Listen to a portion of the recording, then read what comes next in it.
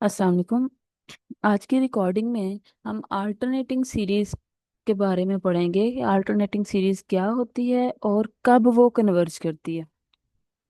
Alternating series ऐसी series होती है जिसमें सक्सेसिव टर्म्स के साइंस ऑपोजिट हों। ठीक है, यानी ऐसी सीरीज जिसकी टर्म्स अल्टरनेटली पॉजिटिव और नेगेटिव होती जाएं। First term positive, second negative, third positive, fourth negative and so on.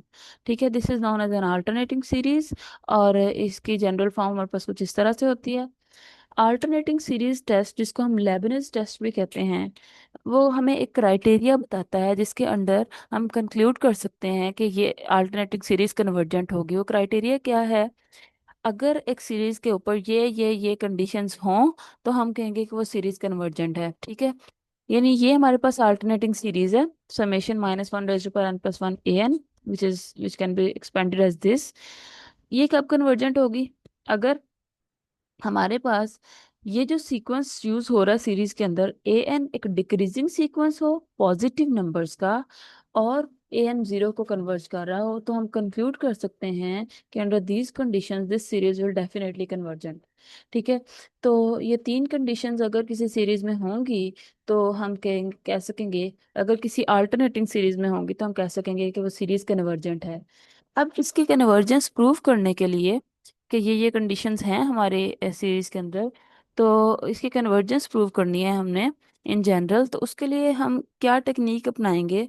एक सिंपल सा थ्योरम होता है जो ये कहता है कि अगर कोई सीक्वेंस है ए एन, और उस सीक्वेंस के इवन नंबर और ऑड नंबर टर्म्स का के जो सब सीक्वेंसेस हैं, यानी ए एन हमारे पास ओरिजिनल सीक्वेंस है, इवन नंबर टर्म्स का सब सीक्वेंस क्या होगा? ए टू एन, यानी जिसमें टर्म्स होंगी A two A four A six and so on. और ऑड नंबर टर्म्स कौन सी होंगी? A one A three A five and so on, A two N plus one कह लें। ठीक है, अ, तो हम ये कहेंगे, A two N minus one कहना चाहिए एक्चुअली। तो अगर ये दोनों सब सीक्वेंसेस किसी सेम लिमिट एल को कन्वर्ज कर जाते हैं तो हम ये कंक्लूड कर सकते हैं कि हमारा ओरिजिनल सीक्वेंस भी उसी लिमिट एल को कन्वर्ज करेगा। तो यहाँ पे हमारे पास हम पार्शियल सम्स का सीक्वेंस ले रहे हैं, एस एन। ठीक है, एस एन क्या होगा? इस सीरीज की फर्स्ट एन टर्म्स का सम। ठीक है, यानी इस सीरीज के फर्स्ट एन टर्म्स अपीयर हो जाएं, A one minus A two plus A three minus A four and so on up to A N. अच्छा, अब हमने क्या करना है? हमने ऑड नंबर्ड पार्शियल सम्स को कंसीडर करना है और प्रूव करना है कि ये किसी नंबर एल को कन्वर्ज कर रहा है ये सीक्वेंस। फिर हमने इवन नंबर्ड पार्शियल सम्स को कंसीडर करना है और प्रूव करना है कि वो भी उसी सेम लिमिट एल को कन्वर्ज कर रहा है। लिहाजा यहाँ से हम कंक्लूड कर सकेंगे बाय दैट थ्योरम, जिसका मैंने पहले रेफरेंस दिया, कि ये जो ओरिजिनल सीक्वेंस है एस एन, वो भी उसी लिमिट को कन्वर्ज कर रहा है। और जब एस एन पार्शियल सम्स का सीक्वेंस कन्वर्ज करे तो सीरीज भी कन्वर्जेंट होती है। ओके, तो S two N plus one odd numbered partial sums हमने कंसीडर कर लिए, राइट। अच्छा, S two N plus one जो है वो क्या होगा? First two N plus one terms का सम। ठीक है, तो ये इस तरह से आ गए। अब चूंकि ए एन जो है वो डिक्रीजिंग सीक्वेंस है, डिक्रीजिंग सीक्वेंस होने का मतलब क्या होता है कि सक्सेसिव टर्म्स जो हैं वो डिक्रीज होती जा रही हैं। A1 is greater equal to A2, A2 is greater equal to A3 and so on. ठीक है, तो ए एन चूंकि डिक्रीजिंग है तो लिहाजा A1 minus A two is greater than equal to zero, A3 minus A four is greater than equal to zero, A5 minus A six is greater than equal to zero and so on. तो जितनी भी terms हैं इन parenthesis में, वो सारी terms non negative हैं। और ये हमारे पास S two N plus one क्या होगा? This is non negative term, non negative term, non negative terms का सम है हमारे पास। ठीक है, लिहाजा हमारे पास ये सम पॉजिटिव होगा फॉर ऑल एन। ओके, तो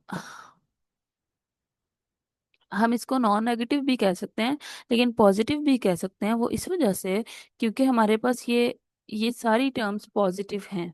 ठीक है, ये सारी टर्म्स हमारे पास पॉजिटिव हैं, तो कोई ना कोई नॉन जीरो तो होगी ना। नॉन नेगेटिव में जीरो वाला कैसे हमें मिल जाता है? तो कोई ना कोई नॉन जीरो तो होगी, क्योंकि पॉजिटिव टर्म्स का सम है तो रिजल्ट स्ट्रिक्टली पॉजिटिव भी लिख सकते हैं हम। ओके, मोर ओवर, अच्छा पहली बात ये होगी कि S two N plus one positive terms का सीक्वेंस है। Moreover S two N plus three, which is the sum of first two N plus three terms, ठीक है। 2n+3 टर्म्स में क्या आ जाएंगे, ये 2n+1 टर्म्स हैं, तो आगे a2n+2 प्लस a2n+3, वो 2n+3 टर्म्स का सम हो जाएगा। इतना सम जो है s2n+1 है, s2n+1 minus a2n+2 plus a2n+3, this is the sum of first 2n+3 terms. ठीक है, तो ये हमारे पास क्या होगा, माइनस को कॉमन ले लें, a2n+2 में माइनस a2n+3।